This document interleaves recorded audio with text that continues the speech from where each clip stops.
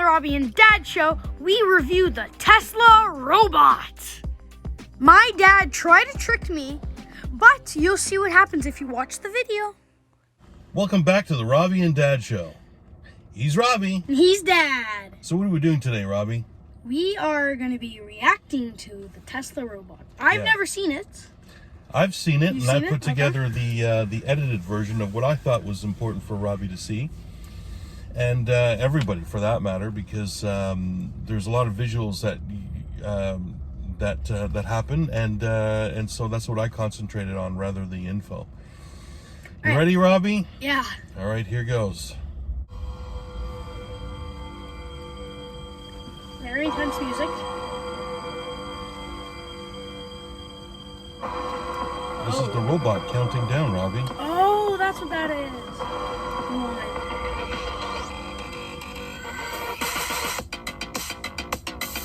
Why is it so high? Oh, this is it. What do you think? What do you think? Yeah, that's cool. Wait, no, that's Ultron. Ultron? No, it's not Ultron. What do you think of the robot? No, wait, what? That's not the Tesla Robot. No way. That's something from a movie. Oh. There we go. So that was from... the reason I put that is because that was from the movie Terminator. You've never seen it. I've heard of it, but... Yeah, so the fear is that we're going to be making Terminator robots. So that's why I put that in there. I'm good. Well, listen, Robbie, it's not going to be long before we're going to want these things to be soldiers and stuff. There's always problems somewhere in the world, and we want to send them places where they're dangerous for humans. That's right? True. Yeah, so everybody's talking about that. Even Elon Musk talks about it, and he's trying for it not to happen. I mean, the way that he's talking about it, you know? All right, you ready? Yeah. Here's the actual release. Robot? Alright, let's see this.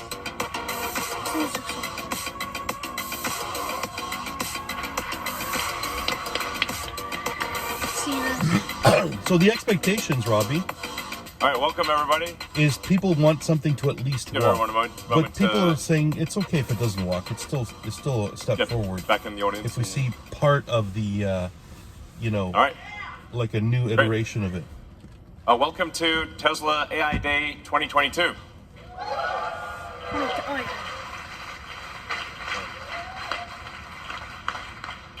We've got some really exciting things to show you. I think you'll be pretty impressed. I do want to set some expectations with respect to our Optimus robot. As you know, last year it was just a person in a robot suit. But we've come a long way, and it's I think compared to that, it's going to be very impressive.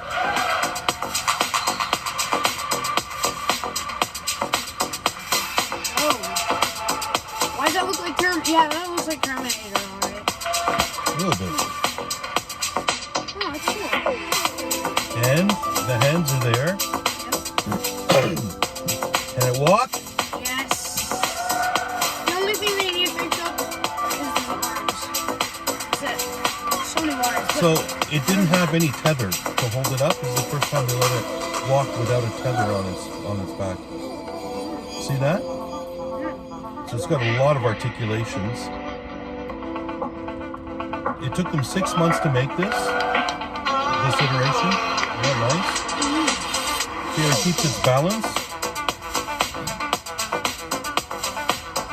I think the bug got some moves too.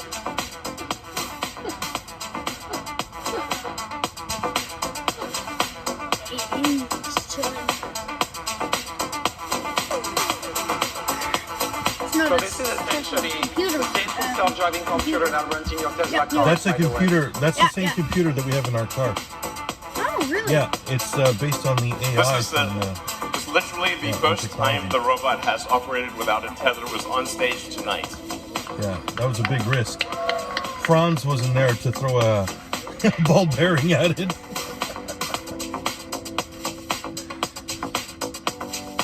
No, it just gets hit with the ball. Remember the Cybertruck cracked the window? With a sledgehammer, wasn't it? No, it was a ball bearing on the window. Oh, yeah. All right. Now some specs, Robbie. Yeah. Oh. So the robot can actually do a lot more than we just showed you. We just didn't want it to fall on its face. So we'll show you some videos now of the robot doing a bunch of other things. Can you do parkour? Yeah, which are less risky. Later, I mean, you could. Should close the screen, guys. So this is at the Fremont factory. Yeah.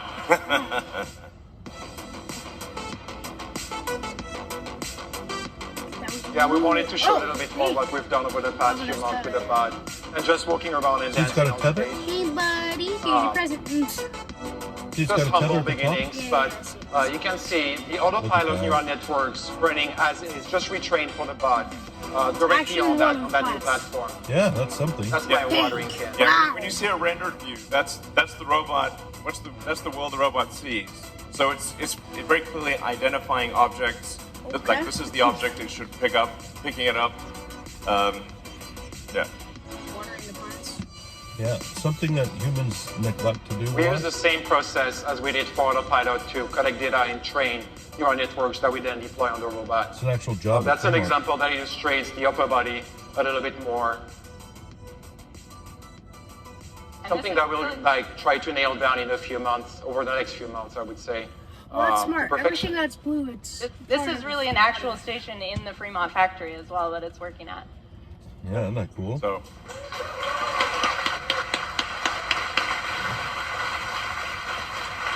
Only one? Yeah, that's they call. Yeah, That's not the only thing we have to show today, right? yeah, absolutely. So that's Bumble C. What you saw was what we call Bumble C. That's our sort of rough development robot using semi-off-the-shelf actuators. But we actually have gone a step further than that already. The team's done an incredible job. And we actually have an Optimus bot with fully Tesla-designed and built actuators, battery pack, control system, everything. It wasn't quite ready to walk, but I think it will walk in a few weeks. But we wanted to show you the robot, something that's actually fairly close to what will go into production, and show you all the things it can do. So let's bring it out. So that was the first iteration we saw. This is the first Tesla iteration. Look at that. That's the actual. Okay, that's cleaner. Yeah. Not really. So this one's made with Tesla components. The other one was made with off-the-shelf stuff. But the legs are the same, right? Well, I mean, there's a lot of cladding on it. The other one didn't have any cladding because No, they had heating issues, so they kept it open. So this one here is getting closer. So that might be what we get. That's very possible to be what we get.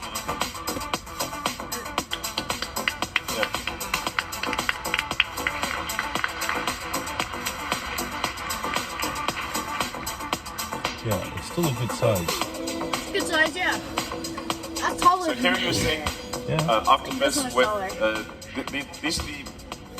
with the degrees of freedom that we expect to have in Optimus Production Unit 1, which is the ability to move all the fingers independently, move to have the thumb have 2 degrees of freedom, so it has opposable thumbs, and both left and right hand, so it's able to operate tools and do useful All right, so things. you've seen a couple robots today. Let's do a quick timeline recap. Okay, so this is So a last year timeline. we unveiled the Tesla Bot concept, but a concept doesn't get us very far.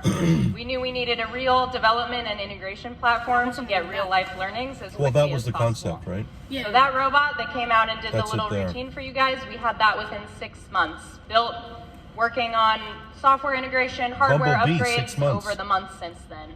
What is he? But in parallel, Oh. we've also been designing the next generation, this one over here.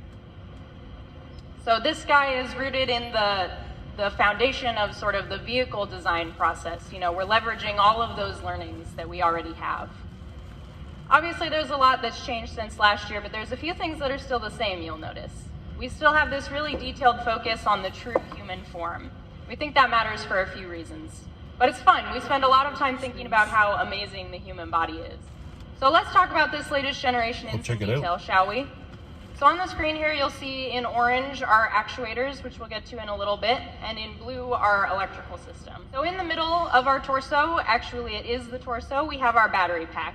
This is sized at 2.3 kilowatt hours, which is perfect for about a full day's worth of work. It's perfect. So going on to sort of our brain, it's not in the head, but it's pretty close. Also in our torso, we have our central computer. So as you know, Tesla already ships full self-driving computers in every vehicle we produce. We want to leverage both the autopilot hardware and the software for the humanoid platform, but because it's different in requirements and in form factor, we're going to change a few things first. Okay, so this is coming after full Check the self-drive. tack slightly, looking at the knee. Right? We could take some Not inspiration necessarily. from biology, Okay. and we can look to see what the Oh, look at mechanical that. advantage of the knee is. It turns out it actually represents quite similar to 4-bar link, and that's quite non-linear. See, it's just a lot like the That's not surprising, actual really, knee. because if you think when you bend your leg down, Muscles the replace torque on your knee actuators. is much more when it's bent Other than it way is when around. it's straight. So you'd expect a non-linear function, and in fact the biology is non-linear. This matches it quite accurately. So what's that look like in practice? Well, as you'll see, but it's very tightly packaged in the knee. You'll see it go Wow. transparent in a second. Yeah. You'll see the 4-bar link there. It's operating on the actuator. This is determined the Look source at that, and the actuates, eh? displacement on the Play actuator. soccer with me. The actuators can be also Maybe. viewed Maybe. in this So slide. these are the We have 3 actuators, rotary and 3 6 different ones. linear actuators. Linear and all of rotary. which have a great output force or torque per mass. The rotary actuator in particular has a mechanical See flux that? They integrated rotate and they on the pull. high-speed side angular Yeah. contact ball bearing, Yeah. and on the high-speed side, and on the low-speed side, a cross-roller bearing, and the gear train is a strain-wave gear. There are 3 integrated sensors here and a bespoke permanent magnet machine. The linear actuator has planetary rollers and an inverted planetary screw as a gear train, which allows efficiency and compaction and durability. So in order to demonstrate the force capability of our linear actuators, we have set up an experiment in order to test it under its limits. So Robbie, all the actuators And that you see were I will let designed. you enjoy the video. They were designed like a Bumble C had off-the-shelf ones. These are all designed by our Tesla. actuator is able to lift Look at this. What do you think it's lifting? a half-ton, Piano. 9-foot concert grand piano. Yeah, And that's the big actuator that they're Like testing. 50,000 pounds, not actually. this is Really a heavy. requirement. It's not something nice to have, because our muscles can do the same when they are direct driven. When they are directly driven, our quadricep muscles can do the same thing. It's just that the knee is an up-gearing linkage system that converts the force into velocity at the end effector of our heels for it can purposes mostly of almost pick up a giving car.